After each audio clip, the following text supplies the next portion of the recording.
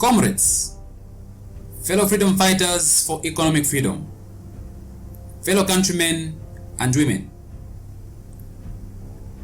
the case of free education for all Zambians. As many of you who are familiar with the 10-point plan of our movement's manifesto would know, free education forms a fundamental pillar in our plan for the economic emancipation of Zambia. For those of you who may not know, listen close, and you will know why free education is a must for all. This talk constitutes one of the 10 ideological presentations representing the 10 core pillars of our socialist manifesto for the economic freedom of Zambia. There can be no freedom without free education. That is our position, and it is a non-negotiable position. However, today I wish to speak to you on the evergreen subject of free education. Free education. Not fee-paying education, but free education. Absolutely free education from grade 1 up until university level. And free education not just for the few, the sons and daughters of politicians and the rich people, but free education for everyone, including the children of the poor people in the cities and the peasants in the villages. And while we are still on the subject of free education, let us not forget that the best intellectual and revolutionary men and women of Zambia ever produced, the Kaundas of this world, and the so-called successfuls of this generation, all came from the villages, and many of them never even had shoes for the good part of their school lives. These were the sons and daughters of poor peasant farmers, cattle herders, and simple laborers in the colonial system. And without free education, we would have never heard the names of Kaunda, Kapwepwe, Manawasa, and all the rest, including the ones we have leading today, who are telling us that free education is not possible for everyone, and certainly not from grade 1 to university. They say that we are too many, and so we have to pay for our education. And if we cannot afford it, then it is just too bad. There is nothing they can do about it, so they say. But this is ridiculous and unacceptable, as you will see. And I am here to tell you that if they cannot do anything about our plight, then we must help ourselves to free education. Indeed, most of the questions I'm frequently asked on this subject is this: is free education possible in our time? Some even question whether it's right for education to be absolutely free for everyone. These are ridiculous questions to ask, considering all the natural resource wealth we have under our feet. These questions can best be described as questions for the uneducated, those who do not know the potential of our country to make certain social services absolutely free, or rather at the expense of the government, whose political leaders are ironically the biggest recipients of free things. And so I say to these people, as I am saying to you now, free education is not only possible, but it is also right. It is right that you should not pay for education, because education is a right. You have the right to free education, a right that has been stolen from you. Education is a right, not a privilege for the rich. It is a right and an absolute essential for life. And therefore, it is necessary and must be compulsory for everyone, regardless of the socio-economic status that one comes from. And here let me be clear. I am not talking about education for the sake of getting employment. I am talking about education for self-reliance. Not this nonsense we have nowadays, where people get educated to get jobs that do not exist. I am talking about revolutionary education for self-reliance. An education that does not put you at the mercy of a foreign employer. I am talking about an education that equips you to survive and do something without having to be a lifetime slave for someone else. That is the kind of education I am talking about. Education is a human right, and you, as a citizen of this society we call Zambia, are born with such a right. And if you do not have it, then you must demand it, because it is your birthright. This right is free education, and you should have it. This right to free education should not have to be in the constitution before you can demand it. But the fact that it is not should make you think and ask why. But the point is this: no one can, not even the silence of the constitution on this matter of free education, should ever make you give up or give away this birthright of yours, because it is all you may have in this world, and without it you cannot realize your full potential as a human being and a citizen of this nation. So why is education important? Why is it important?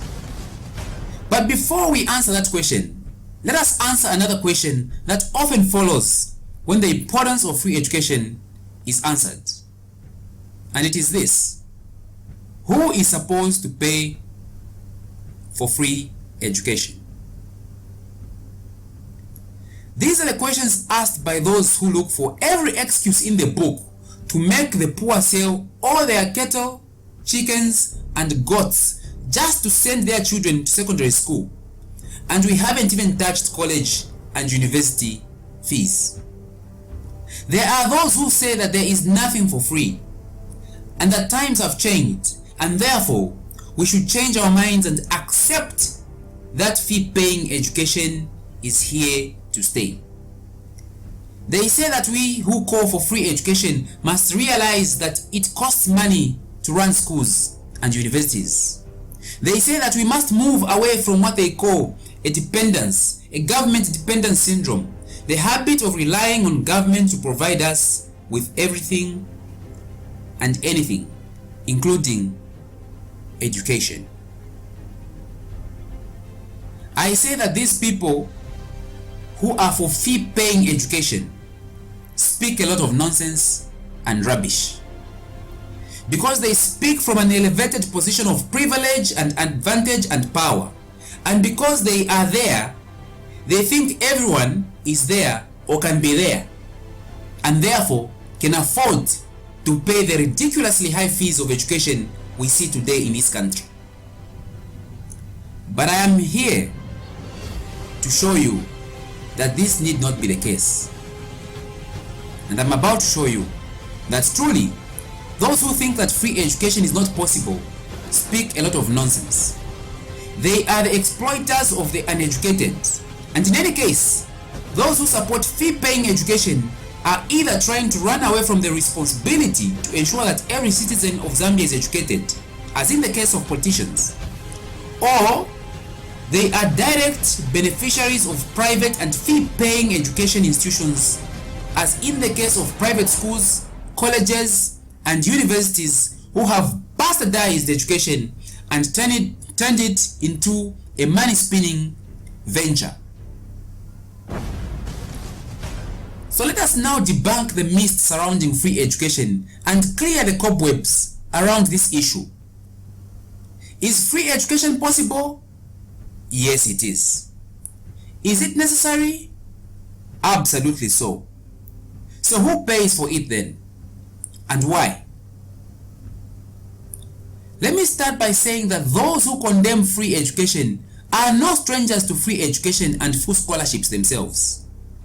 The majority of them benefited from Kaunda's free education policy. Many of them, including the current president himself and his ministers of general and higher education, are all products of free education. They are doctors with PhDs and masters today. They are presidents only because someone paid for their education. The UNIP government paid for them, and some were even sponsored to universities abroad at government expense. So my short and sharp answer to the question of who should pay for your free education as a Zambian citizen is this: the government must pay, period. They must pay for it today and pay for it for everyone, like the Kaunda government did for them back in the years. If they think free education is a bad idea, then let them pay back all the money that Kaunda spent on educating them, including money for food and upkeep for those who were in boarding schools. So who pays for free education? Why must the government pay for your free education as a Zambian citizen? Why should we all rely on the government to provide us with free education? Where will the money come from anyway? These are some of the questions that the exploiters of the uneducated ask. They are asking not because they want to learn anything, but because they are trying to convince us or to make us think that there is no money for free education, or that free education is not possible. But we know that money is there. These are the questions you will hear from people who can afford to pay millions of kwacha for education, and they think that everyone has millions of kwacha like them. But let us venture to proceed and answer some of these concerns. The fact is that the government owes us all a free education for the simple reason that they collect billions of money in form of taxes from us. And any government that collects taxes from its people collects these taxes on the understanding that the money so collected will be invested back into society to provide essential social and security services to the public. And in my book, no two social services are more important than free education and free healthcare. Free education and free healthcare are a matter of life and death. Where will the money come from?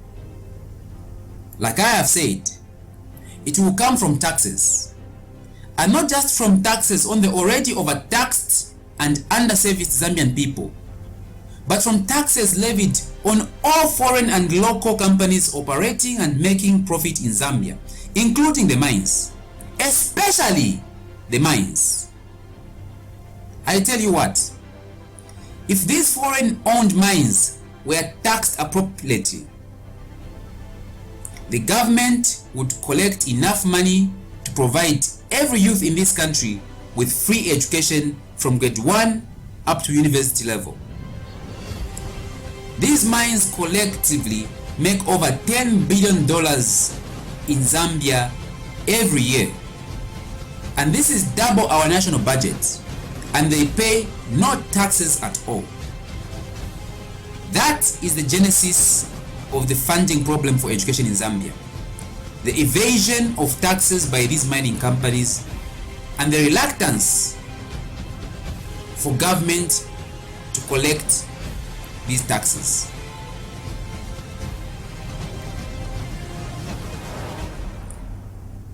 As you know, the government is not taxing the mines what they should be, and the result is obvious and unavoidable. There isn't enough fund for free education. But that is not our problem.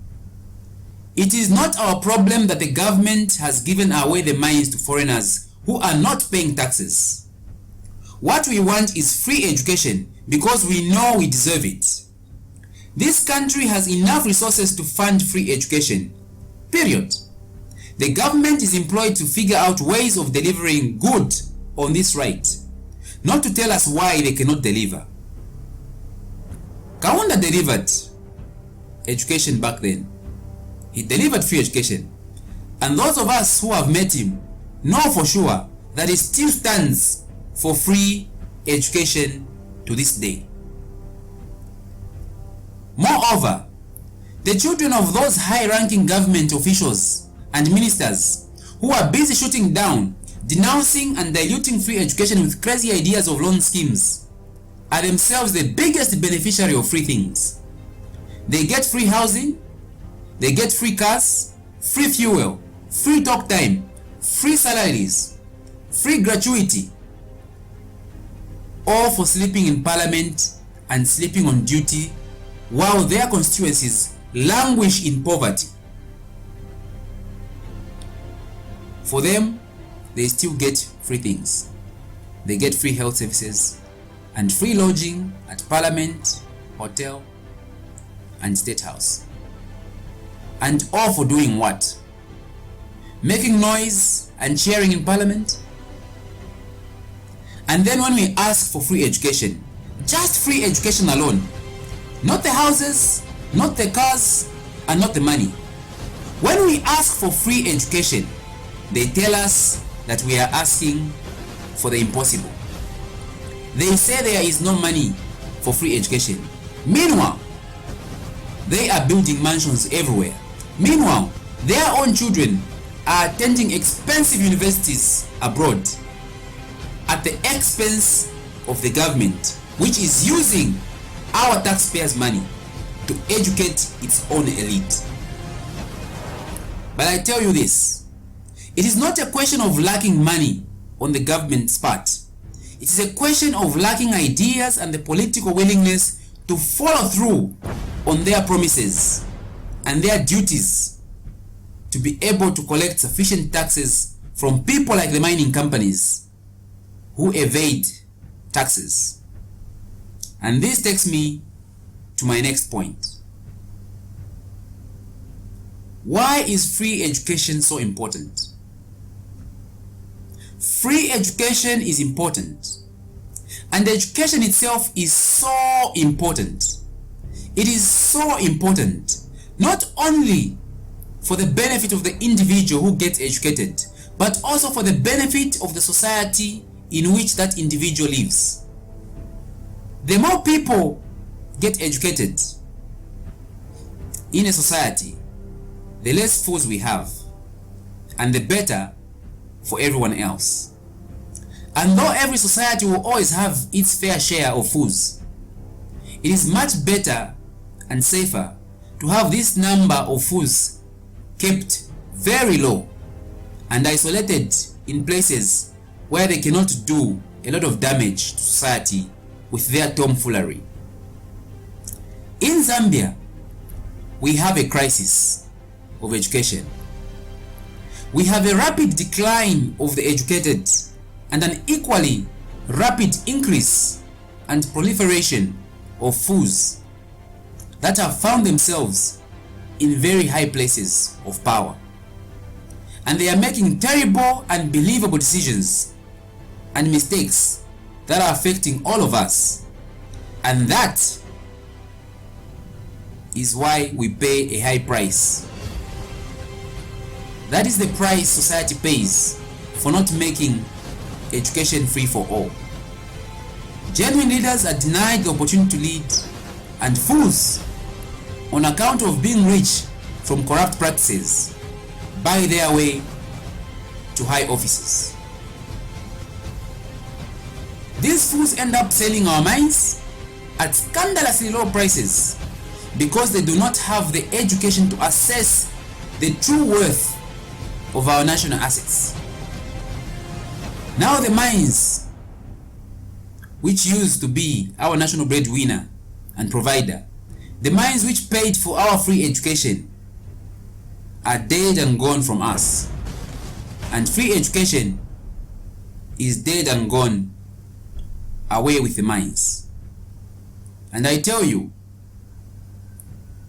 the return of free education is possible and not very far away. For free education to come back, the mines must come back under Zambian ownership and control. We must regain a controlling stake of no less than 51% of shares. And this has been done before, and it can be done again at the stroke of a pen. But it can only be done by those of us who are willing to do it and are not afraid of the threats of the white owners, the so-called investors. But nationalization of our mines is a full subject for another day. I encourage you to search for it. Back to the importance of education. Education equips someone with the skills to enable that person survive by working for a living and not stealing for a living. Education inculcates in the mind of its receiver the discipline of hard and honest work. Education is the only means by which the son or daughter of a nobody can become a somebody in life. That is why we insist as a movement for liberation, and without any apology whatsoever, that education must be free for all from grade 1 through to university. It must be free so that we can give a once-in-a-lifetime chance and opportunity to every Zambian child, regardless of whether they are orphans or children of nobodies, to become somebodies in life. This is the justice of free education. It gives power to the powerless. It empowers the poor. Therefore, it is important that we liberate education. And that is why, as a liberation movement, education is top on our agenda of priorities. It is non-negotiable. Education must be free for everyone. Education liberates people. Education liberates the beholder from the chains of ignorance and the chains of poverty. If it is true that poverty begins in the mind, then it is only logical that the battle against poverty must begin with and be fought in the mind. But if we say that education is only for the rich, then we are condemning the poor to perpetual poverty. The children of the poor and their children will continue to be born, live, and die in poverty, because the only thing that can save them, education, has been put on sale and they cannot afford it. This we cannot allow, because most of the problems we face in society, including crime and corruption, cannot end when there are people who are left with no other means to earn a living than to steal from those who have. Indeed, the root cause to most of the problems we face in Zambian society can be traced to a lack of sufficient and relevant education. Education is not just for decorations. Education is not just for getting jobs. Education enables its beholder to be able to make critical decisions. Education equips us with decision-making abilities. And in a democracy, where decisions are supposed to be made by the majority, or at least in the interest of the majority, this majority must know what it is doing. They must know what they are doing and why they are doing it. It is very important that this majority is educated, because if it is not, it can easily be dominated and misled by the minority in the same way that Zambians have been dominated and misled today. Education is therefore an indispensable factor in a democracy where decisions have to be made collectively. And here comes the coup de grace. Politicians do not want the majority of people in Zambia to be educated, because this means that the majority of voters will be educated, and when they are thus educated, they cannot be fooled. They cannot be bribed with beers and chitenge, and they cannot be deceived. That is why they are against free education. They would rather have a large block of ignorant people whom they can control and manipulate at will. The importance of education in a democracy cannot be overemphasized. Education is not just for jobs, but it is also for the voter. In fact, political education, or what others would call voter education, is the most important faculty of education in a democratic dispensation. Because if the voters get it wrong in the polls, then there can be no jobs to talk about after the polls for those who go to school to get jobs. People must be educated to be able to discern a true leader with genuine workable ideas and ideologies from a crackpot who simply repeats what they've heard. A crackpot who just wants power for power's sake. The importance of education cannot be overemphasized. The lack of education, especially the lack of political education, is at the root of all the problems of corruption and mismanagement we are seeing today in Zambia. It takes education to educate a voter, not ECZ flyers that are given out at the last minute. If voters are not educated, they will choose wrong leaders. And if leaders are not educated, they will make wrong decisions, like selling the mines and failing to collect taxes to meet the nation's expenses at the end of the day. Education is so important. Without education, the nation is lost, and corruption is almost always present in the society of the uneducated. Here, I'm not even talking about the corruption of bribery as we know it, where money exchanges hands for favors. No, I'm talking about the real meaning of corruption as an engineer or computer scientist would understand it. Namely, the failure of a system to function according to specifications and expectations. I am talking about mental corruption. If people are not educated, their minds and even their morals are susceptible to corruption. Their thinking and reasoning develops a short circuit. Priorities get mixed up. And this is where you see a people who would quickly gather for a football game taking place in London rather than protest the increment of food prices, fuel prices, and electricity tariffs and school fees just here in Lusaka. Here you have a people who think an economic crisis can be resolved by holding prayers once in a year.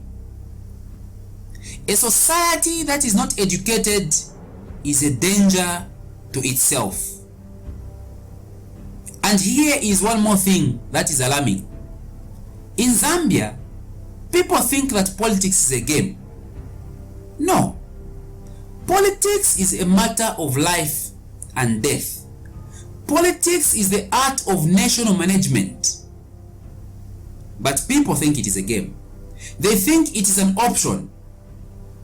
They think that politics has got no effect on their lives. Meanwhile, when bus fares rise, when food prices rise, and when jobs are lost or goods catch fire, the same people rush and make appeals to politicians to do something about it.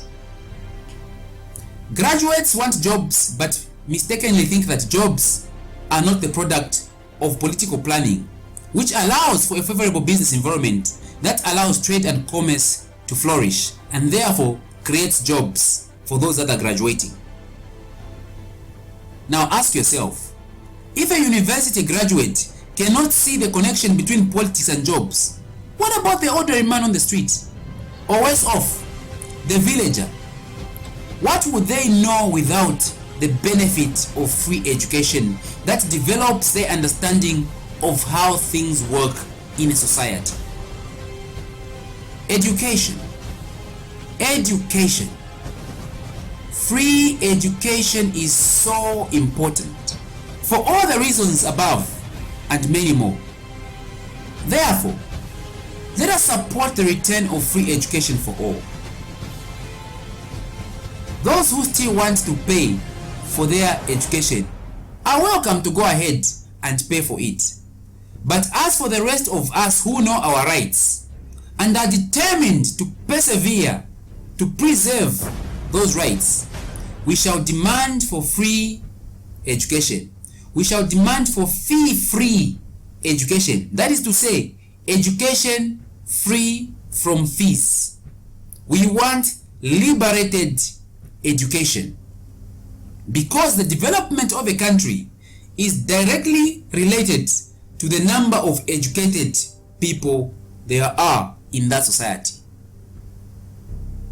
If students in South Africa, the United States and Canada, living in relatively rich and developed economies as compared to ours, can be advocating for free education and denouncing and rejecting the same loan schemes which the politicians in Zambia want to introduce in 2018, then what about us? What do we know about loan schemes? From what we have seen and heard, loan schemes simply put students in debt long before they even get a job. And if the Ugandans and Kenyans, poor as we are, have free education from grade 1 up to 12, then what is it about us Zambians that cannot make education from 1 to 12 or even to university possible for us all? I say to you once again, demand free education, and I appeal to you, join us in demanding for free education. When you are educated, you will not think that poverty is your fault. You will know that the system is also at fault. You will know that it is the government's fault for not paying you unemployment benefits when you have done your best part in getting a skill and hunting for a job without finding one. For your information, you have the right to claim for unemployment benefits from the government if you are willing to work but cannot find a job and you've got a skill.